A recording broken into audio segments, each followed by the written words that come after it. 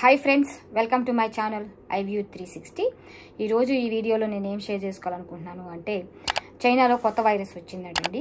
అది కోవిడ్ ఇంతకుముందు వచ్చింది కదా చైనా నుండి. అలాగే ఇప్పుడు చైనా నుండి మళ్ళీ ఇంకొక 2025లో ఇంకొక కొత్త వైరస్ స్టార్ట్ అయిపోయింది.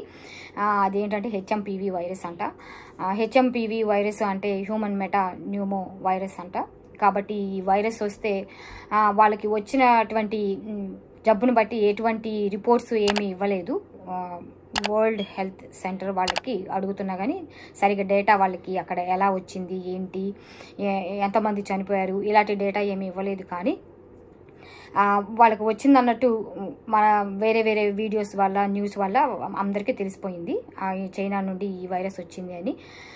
అయితే ఈ వైరస్ ఎక్కువగా ఎవరికి వస్తుంది అని అంటే, ఇది అంత కోవిడ్ అంత డేంజరస్ కాదు. కానీ కోవిడ్ అప్పుడు వచ్చినప్పుడు మెడిసిన్ కోవిడ్కి లేట్గా కనిపెట్టారు. దీనికి అయితే మెడిసిన్ ఏమీ లేదు. కానీ కోవిడ్ అంత ప్రమాదకరం అయితే కాదంట. ఎందుకంటే వేరే వేరే డాక్టర్స్ వీళ్ళు ఎక్స్పర్ట్స్ ఉంటారు కదా, వీళ్ళందరూ కూడా చెప్తున్నారు. కాకపోతే ఈ వైరస్ కొత్త వైరస్ ఏమి కాదంట. ఇది 2001లో ఆల్రెడీ వచ్చిన వైరస్ ఏనంట ఇది ఇంతకుముందు. కాకపోతే అప్పుడు అంత ప్రమాదం ఏమీ జరగలేదు కాబట్టి ఇప్పుడు కూడా అట్లా అంత ప్రమాదం ఏమీ ఉండదు ఈ వైరస్ వల్ల అని చెప్తున్నారు. ఇప్పుడు మన ఇండియాలో కూడా ఈ వైరస్ వచ్చిందంట. ఈ వైరస్ అసలు బేసికల్గా ఎవరికి వస్తుంది అని అంటే చిన్నపిల్లలకి వస్తుందంట. ఎందుకంటే ఇది నార్మల్గా ఈ డిసెంబర్, జనవరి, ఫిబ్రవరి మంత్స్ అంటే కోల్డ్ ఉంటుంది కదా వెదర్, దానివల్ల కూడా ఎక్కువగా స్ప్రెడ్ అవుతూ ఉంటుందంట ఈ కోల్డ్ వెదర్ వల్ల. నార్మల్గా డిసెంబరు, జనవరి ఈ మంత్స్ అంటేనే కోల్డ్ ఇవన్నీ ఉంటాయి. దానికి తోడు ఈ వైరస్ వల్ల ఇంకొంచెం ఎక్కువగా కనిపిస్తూ ఉంటుంది ఈ వైరస్ స్ప్రెడ్ అవటం అన్నది. కాబట్టి ఈ వైరస్ వచ్చినప్పుడు ఎక్కువగా ఇది వైరస్ ఎవరికి వస్తుంది అని అంటే చిన్నపిల్లలకి మాత్రం వస్తుందంట. అండర్ 5 years వాళ్ళకు అండ్ అబౌవ్ 60 years వాళ్ళకి మాత్రం వస్తుందంట ఇది.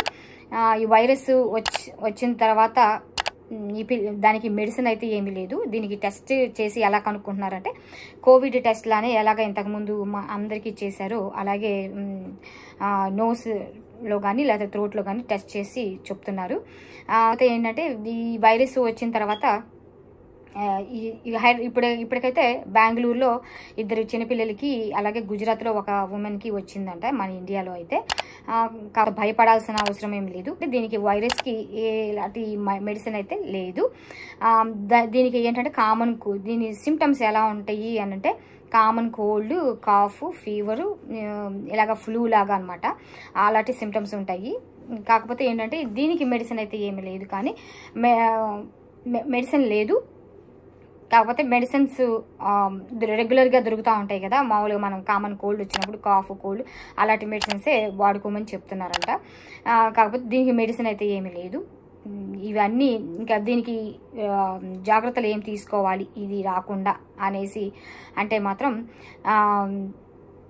జాగ్రత్తలు ఏం తీసుకోవాలి. హ్యాండ్స్ ఇంతకుముందులానే కోవిడ్ ఎలా వచ్చినప్పుడు మనం ఎలా అయితే తీసుకున్నామో హ్యాండ్స్ వాష్ చేసుకోవడం, మాస్క్ వేసుకోవడం, ఫస్ట్ మనం మాస్క్ వేసుకోవడము, ఎక్కడికైనా బయటకి వెళ్ళి వచ్చిన తర్వాత హ్యాండ్స్ వాష్ చేసుకోవటం, ఎవరికైనా షేక్ హ్యాండ్స్ ఇచ్చినప్పుడు హ్యాండ్స్ వాష్ చేసుకోవటము, అట్లాగే దూరంగా 6 feet డిస్టెన్స్ ప్రతి ఒక్కరికి మెయింటైన్ చేయడము, ప్రతిదీ ఏ పని చేసినా హ్యాండ్స్ వాష్ చేసుకోవడం అన్నది ముఖ్యంగా చేయాలి. అలాగే ఎవరన్నా దగ్గుతున్నా, తుమ్ముతున్నా ఇలాంటి వాళ్ళకి దూరంగా ఉండాలి. ఇది మెయిన్గా స్ప్రెడ్ అవుతుంది ఎలా అంటే దగ్గు, తుమ్ము వీటి మూలంగా మాత్రమే స్ప్రెడ్ అవుతూ ఉంటుంది. కాబట్టి అలాగే శానిటైజర్స్ యూజ్ చేసుకోవటం, హ్యాండ్స్ వాష్ చేసుకోలేని పరిస్థితుల్లో శానిటైజర్స్ యూజ్ చేసుకోవటం, అలాగే గ్లౌజెస్ వేసుకోవడము చేయాలి. అలాగే ఇవి ఎక్కువగా ఎవరికి వస్తుందంటే వీక్ ఇమ్యూనిటీ సిస్టమ్ ఉన్న వాళ్ళకి ఎక్కువగా వస్తుంది. నార్మల్గా అయితే నార్మల్ ఏజ్ ఉన్న వాళ్ళకైతేనేమో ఈ వీక్ ఇమ్యూనిటీ ఎవరికైతే ఉంటుందో వాళ్ళకి వస్తుంది. ఎందుకంటే అండర్ 5 years కిడ్స్కి, పిల్లలకి అంత ఇమ్యూన్ సిస్టమ్ బిల్డ్ అవ్వదు కదా, అందుకోసమని అండర్ 5 years వాళ్ళకి వస్తుందన్నమాట ఈ వైరస్. అండ్ అబౌవ్ 60 వాళ్ళకి కూడా ఇమ్యూన్ సిస్టమ్ అంత స్ట్రాంగ్గా ఉండదు, కాబట్టి వీక్గా ఉంటుంది వాళ్ళకి కూడా, 60 వాళ్ళకి. అందుకోసం వాళ్ళకి కూడా వచ్చే అవకాశం ఉంటుంది. కాబట్టి అండర్ 5 వాళ్ళు, అబౌవ్ 60 years ఉన్న వాళ్ళు బయటికి రాకుండా ఈ జాగ్రత్తలన్నీ తీసుకుంటూ ఉండాలి. ఈ బయటికి వేరే వాళ్ళు వెళ్ళొచ్చినా కానీ వాళ్ళు కూడా హ్యాండ్స్ వాష్ చేసుకోవటము అలా చేస్తూ ఉండాలి. అంత క్లీన్గా ఉంటే మాత్రం ఇది ఎవరికి స్ప్రెడ్ అవ్వకుండా ఉంటుంది. అలాగా కంట్రోల్ చేయొచ్చు అనమాట. అంటే మనం వ్యాక్సిన్స్ ఇవన్నీ ఏమి లేవు కాబట్టి, మెడిసిన్స్ ఏమి లేవు కాబట్టి మనం దాన్ని ఎలా ఇంట్లో మనం ఎలా కంట్రోల్ చేయాలి, ఇంట్లోకి ఎలా రాకుండా ఉండాలి, పిల్లలకి ఇవంతా ఎలా స్ప్రెడ్ చేయకుండా ఉండాలి అంటే ఇవి మనం బయటికి వెళ్ళొచ్చే మనుషులు మాత్రం తీసుకోవాల్సిన జాగ్రత్తలు. అలాగే ఇంట్లో ఉన్న వాళ్ళు కూడా జాగ్రత్తగానే ఉండాలి.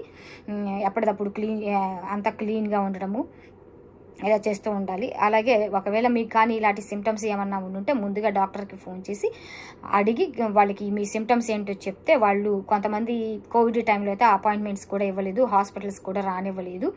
అలాగే విర్చువల్ కాల్స్ చేసి మరి డాక్టర్స్ ఆన్సర్స్ చేసేవాళ్ళు.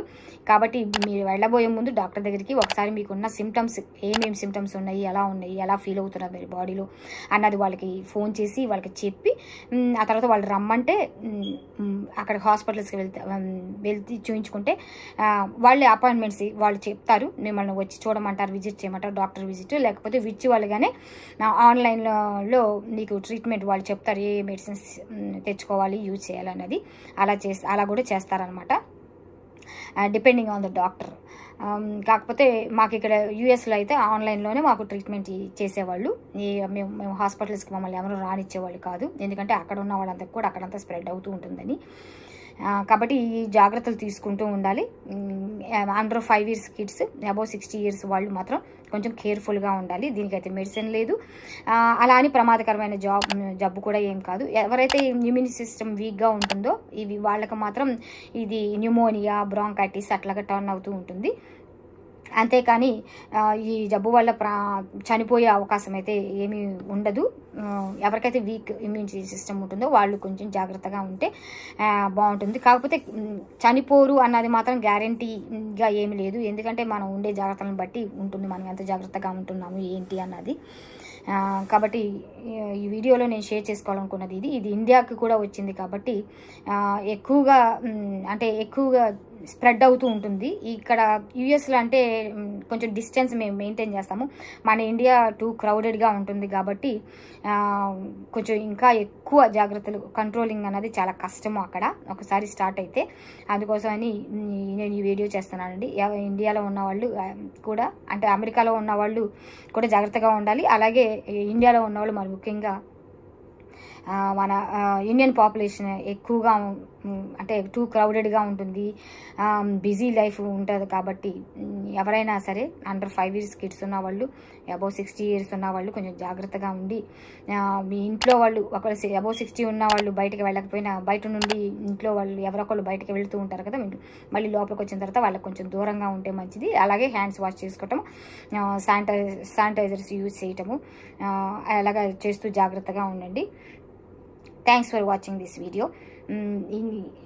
ఇంకొక వీడియోలో ఇంకొక టాపిక్ తోటి నేను మళ్ళీ మీతో కలుస్తానండి. అంతవరకు ఉంటానండి. బాయ్ అండి.